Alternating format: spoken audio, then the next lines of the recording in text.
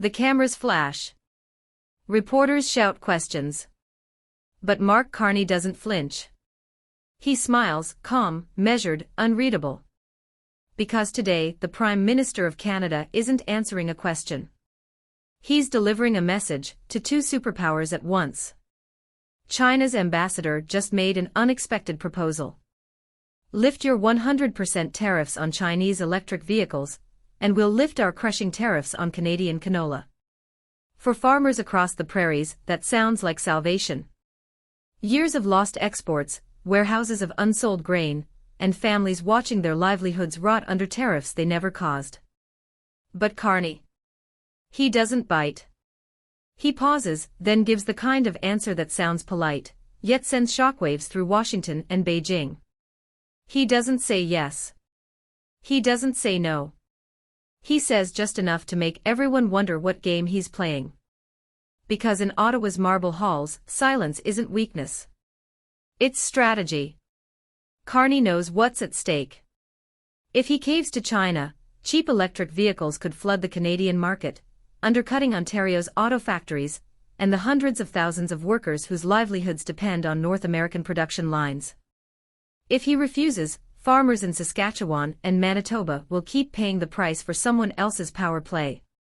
He's standing between two storms, and somehow, both sides think they can make him blink first. But what they don't realize is that Carney has already moved his first chess piece. Behind closed doors, Canada's diplomats have been working on something far bigger than a tariff deal. They're mapping out new trade corridors, routes that link Canadian resources and technology to partners in Europe, South Asia, and even parts of Africa. The goal? To make sure Canada never again becomes a hostage to the trade wars of giants. And as Washington watches, confused by Carney's non-answer, Beijing starts to notice something: Canada isn't desperate anymore. It's deliberate. Before moving forward, do subscribe for Parliament updates. For years, Ottawa played the role of loyal ally, following the American lead, aligning with Washington's sanctions, sharing in its trade disputes. But under Trump's second presidency, that loyalty has come at a price. The United States has shifted from partnership to protectionism. Trump's administration now champions America first, not North America first. Canadian steel, lumber, autos, every sector has felt it. Carney understands that every tariff, every restriction, every unpredictable tweet from the White House chips away at Canada's economic independence. So now, he's doing something unprecedented, playing both sides while committing to neither. It's risky. It's bold. And it's exactly the kind of strategy that could redefine Canada's role in the 21st century global order. In Beijing, Carney's restraint is being dissected by analysts who once dismissed Canada as a junior partner. They see a leader who refuses to beg for access to their market, who instead demands equal footing. In Washington, Trump's trade team interprets Carney's silence as a warning shot: if you keep treating Canada like an afterthought, we'll find new partners who don't. And that's what makes this moment historic. Because for the first time in decades, Canada isn't waiting for permission. It's negotiating from strength. The pressure at home, though, is fierce. Prairie premiers Scott Moe in Saskatchewan, Wab Kinyu in Manitoba, are demanding relief for canola farmers crushed by Chinese tariffs. They argue that lifting the EV restrictions would unlock billions in lost exports and restore trade ties with one of Canada's largest buyers. But in Ontario, Premier Doug Ford and the auto sector lobby are warning that the same move could devastate the car industry, flooding showrooms with cheaper Chinese EVs and dismantling years of North American integration. That if you lift the EV tariffs, China will lift its canola oil tariffs. Will you, or canola tariffs? Will you, yes or no? And China is clearly exploiting the canola sector's reliance on its export market. Wouldn't it be naive to expand the trade relationship with that country given that? We get a lesson from the trade actions of the United States over the last this year. Trade actions such as the canola tariffs that you just referenced, the danger of overdependence on single trade partners, first point. We are restarting broad engagement with China. I'll make a point. I met the Prime Minister, the Premier of China, a few weeks ago. That was the first meeting between the head of the Canadian government and a senior, either the premier or the president, in 7 years of China. This is our second largest trading partner. And so when you have that, and there's reasons for that, but when you have that situation, you end up with these dependencies and these exposures. We have a broader trading relationship with China. There are different levers that we have, or opportunities that we have for China in Canada. We are in the process of having those discussions on a much broader range of issues than single sectors and single trades. And when we look at the auto sector, we take into account the dynamics with the United States, the ongoing negotiations there, and what the potential impact is. So, last point. I met the Prime Minister, the Chinese Prime Minister, a few weeks ago. Our Foreign Minister, Minister Anand, is arriving in Beijing basically as we speak, and will be meeting with her counterparts. And I expect to meet the senior Chinese leadership in the coming month or so, and we'll continue those discussions, and we'll see where the trade relationship evolves. Thank you. Next question. Yes or no, though? Are you considering it then, lifting the EVs? Like that's the question. Look, I gave you a proper, comprehensive answer to that, and it's naive to take a relationship that is broader and can broaden and to boil it down to two things that go across. There's a deeper set of conversations that are going on, it's not that simple,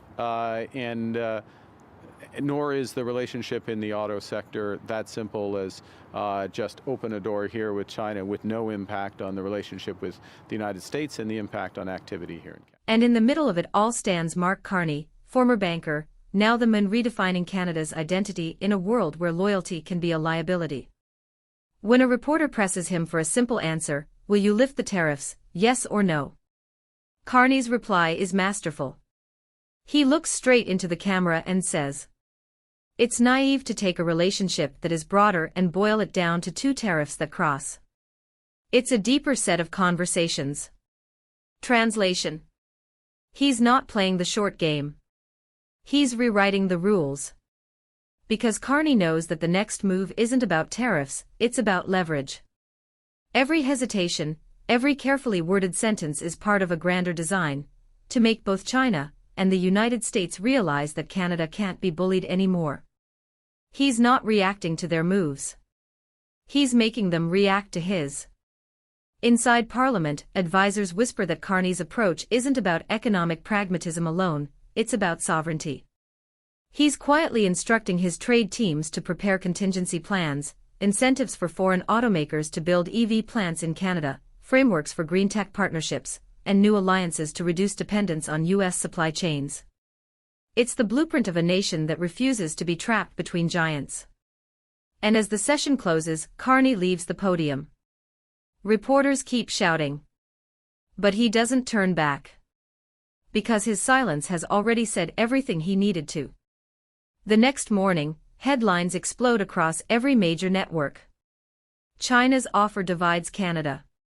Farmers beg Ottawa to act. White House uneasy as Carney stays silent. But behind those headlines, something far bigger is happening. Carney's silence has forced the world's two biggest economies to wait for Canada. Beijing thought it could dangle relief like bait.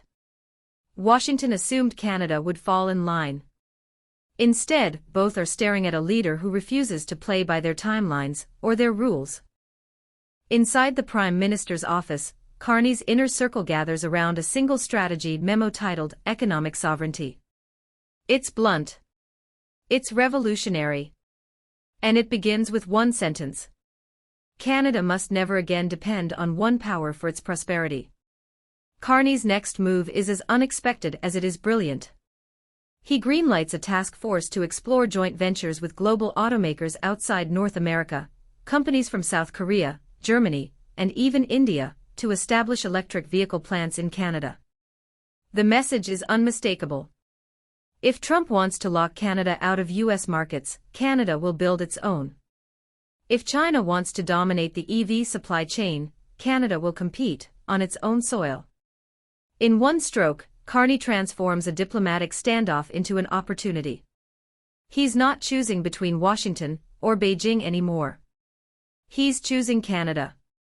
In Saskatchewan, word spreads that new export routes to Asia and Europe are being negotiated, routes that could eventually bypass China's control altogether. Grain companies, shipping firms, and rail executives are already lining up, ready to invest in what insiders are calling the Prairie Renaissance.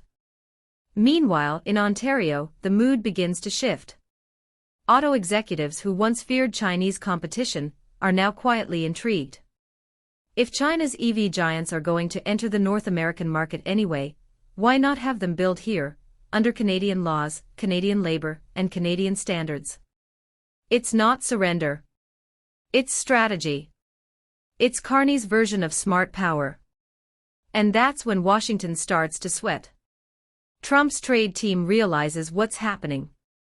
If Chinese EV companies establish plants in Canada, they'll gain indirect access to the U.S. market through trade agreements, undermining Trump's tariffs without firing a shot.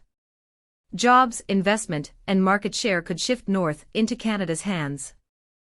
Suddenly, the White House wants answers. They demand that Carney reaffirm his alignment with the U.S. on trade. But for the first time in a long time, Ottawa doesn't rush to pick up the phone. Because Carney knows something Trump doesn't: power is patience. Every day he stays silent, leverage grows. Every delay drives both China and the U.S. a little more nervous. And every headline questioning his hesitation only fuels the perception that Canada holds the deciding card. In a quiet briefing room, one of Carney's senior aides puts it simply. For decades, we were told to pick a side. Now both sides have to pick us. It's a remarkable reversal, Canada transforming from a middle power to a balancing power. A nation that can tip the scales of global trade simply by choosing when, or if, to act. Then, a turning point. China's premier personally requests a meeting. And this time, Carney accepts. The world watches as the two leaders shake hands in Beijing, cameras flashing, analysts dissecting every smile, every word. But there's no grand announcement, no dramatic deal. Just a simple, mutual statement about ongoing constructive dialogue. Once again, Carney leaves everyone guessing. But that's the brilliance of it. Because the ambiguity is the message. By refusing to commit publicly, Carney locks in maximum flexibility privately. He can negotiate with China without angering Washington, and reassure Washington without alienating Beijing. It's diplomacy by tension, controlled, deliberate, and entirely on his terms. Back home, critics call him indecisive. Supporters call him strategic. But deep inside Ottawa's policy circles, one truth is undeniable: Canada hasn't been this geopolitically relevant in decades. And as the months pass, the results begin to show. Foreign investment ticks upward. European partners offer to co-develop battery plants. Chinese firms quietly express interest in building EV components in Quebec under strict Canadian oversight. Even American companies, fearing they'll be left behind, start lobbying Washington to reset relations with Ottawa. Carney's long game is working. When he finally addresses Parliament, his words are calm, understated, but sharp as steel. Canada will trade with the world on Canadian terms. We will cooperate, but we will never depend. The chamber erupts in applause. And outside, something bigger begins to shift: the public perception of Canada itself. No longer a follower. No longer a pawn. But a player. As global markets adjust and headlines fade, one lesson becomes crystal clear. While others shout, Carney listens. While others rush, he waits. And while others demand answers, he builds outcomes. The power of silence has never been louder. Because in a world ruled by bullies and billionaires, Mark Carney just proved that calm, strategic patience can move nations.